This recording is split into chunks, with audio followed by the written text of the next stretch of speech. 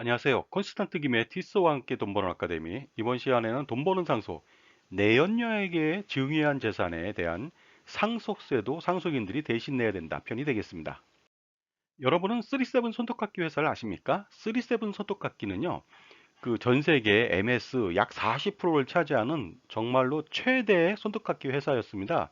그런데 이 37 손톱깎이 회사가요, 상속세를 준비하지 못해갖고 회사를 팔게 되는 그런 비극을 맞이했다는 것이 되겠습니다.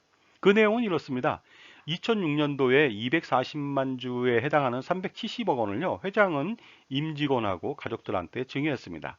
그런데 놀라운 것은 증여 후 2년 만인 2008년도에 사망을 하게 됨에 따라서 그 사전 증여했던 것들은 다시 상속세에 합산해서 상속세를 내야 되는 처지에 놓이게 된 것입니다.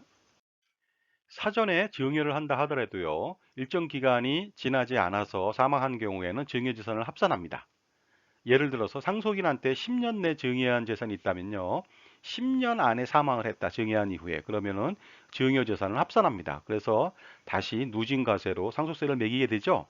비상속인한테 증여한 것은요, 5년 내 증여한 재산에 대해서는 상속세에 포함이 되거든요. 따라서 임직원 같은 경우는 5년 내니까 합산될 것이고, 당연히 상속인도 2년밖에 지나지 않았기 때문에 합산되겠죠. 그런데 최초에 주식을 증여했을 때 납부한 증여세율은 어느 정도 됐을까요? 가족한테 증여했을 때는 50% 미만이었겠죠. 예를 들어서 10%, 20%, 30% 정도 됐을 겁니다. 그리고 임직원한테 증여했던 것은 뭐 1억 원 이내라면은 10% 내에 아주 적은 세율을 부담했을 것 같습니다. 이렇듯 적은 세율로 부담했던 증여 재산이 상속 재산에 포함되면서 상속세율은요, 최고 50%를 부과하게 됩니다. 왜냐하면 누진과세거든요. 따라서 상속세가 무려 150억 원이 나왔습니다.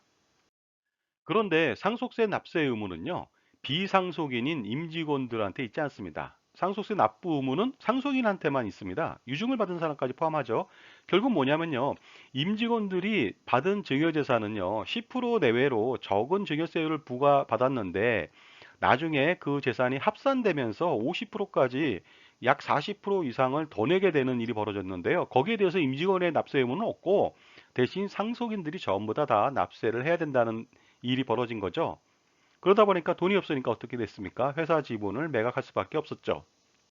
이렇듯 사전 증여한 재산을 다시 그 상속세에 포함시켜서 누진갓을 하게 됨에 따라서 37 손톱깎이 회사는 매각을 하게 되고 세계 굴지의 어떤 MS를 자랑하던 최고의 회사가 없어지게 되는 그런 비운을 맞이하게 됐는데요. 결국은 뭐냐면은 증여한 이후 일정 기간이 흐르지 않았기 때문에, 특히 또 비상속인한테 증여했을 때는 문제가 된다는 점을 알 수가 있습니다. 만약에 그래서요, 아버지가 내연녀한테 주택을 증여하는 경우도 있겠죠. 내연녀는 어떻습니까? 비상속인이 되겠죠. 만약에 10억 원짜리 주택을 증여했다. 그러면 증여세는 2억 4천만 원 정도가 나오거든요. 그런데 내연녀한테 주택을 증여했다면 당연히 아버지가 어떻습니까? 증여세하고 취득세 등을 모두 다 납부해 줬겠죠. 그런데 증여 후 5년 내에 돌아가신다. 이렇게 되면 어떤 일이 벌어질까요? 당연히 내연녀는 비상속인이기 때문에 5년 내 사망한 경우에는 증여재산은요, 상속재산에 합산합니다. 결국 10억 원이 합산되는데 예전에 증여세율은 30%였거든요. 하지만 돌아가실 때 그 상속재산에 포함된 상속세율은 50%를 부담해야 될 겁니다. 그렇기 때문에 추가로 2억 원을 더 내야 됩니다. 그럼 추가된 2억 원은 누가 내야 될까요? 당연히 비상속인인 내연녀는 낼 어떤 의무가 없습니다. 그렇기 때문에 모두 다 상속인이 부담해야 됩니다.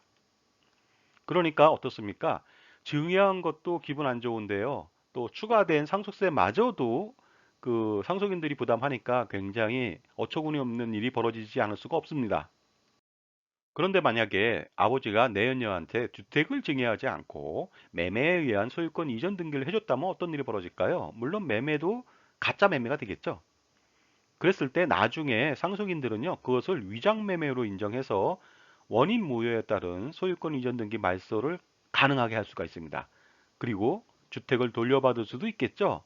바로 이러한 현명한 방법이 있는데도 불구하고 주택을 증여했다면 문제가 커지겠죠.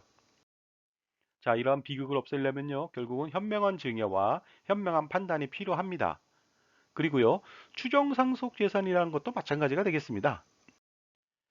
아버지가 사망 전에 인출한 금액이라든가 사용처 등을 명확하게 파악을 하지 않고서는요, 나중에 추정 상속 재산에 포함돼 가지고 상속인들이 받지도 않은 돈에 대해서 상속세를 물 위험이 있기 때문입니다.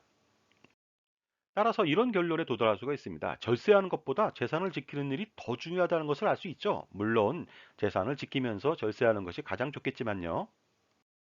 상속 전에 내연녀가 있다든가 아니면 혼외자가 있다든가 이랬을 때 가장 큰 문제점이 발생할 수 있는데, 그것은 심각한 상속 분쟁을 야기시킬 수 있다는 것이 되겠습니다. 그리고요, 재혼하는 가정도 많은데요. 재혼하면서 또 입양하는 경우도 있겠죠. 이랬을 때 상속 문제로 더 큰 심각한 상속 분쟁을 야기시킬 수도 있습니다.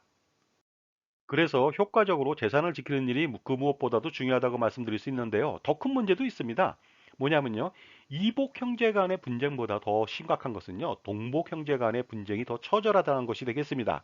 따라서 이런 비극을 막기 위해서는요, 현명한 대처가 필요하겠죠. 그러므로 절세보다 더 먼저 선행돼야 되는 것은요, 공정한 재산 분배가 가장 중요하다고 볼 수가 있습니다. 생전에 재산을 정리할 필요가 있고요. 유언장을 작성하는 등 미리 준비하는 것이 가장 현명한 방법이 아닐 수가 없습니다. 왜 그러냐고요? 바로 상속인 간의 분쟁으로 평생 원수처럼 지내게 된다면은 죽어서도 돌아가신 아버지는 천추의 한이 되기 때문에 그렇습니다.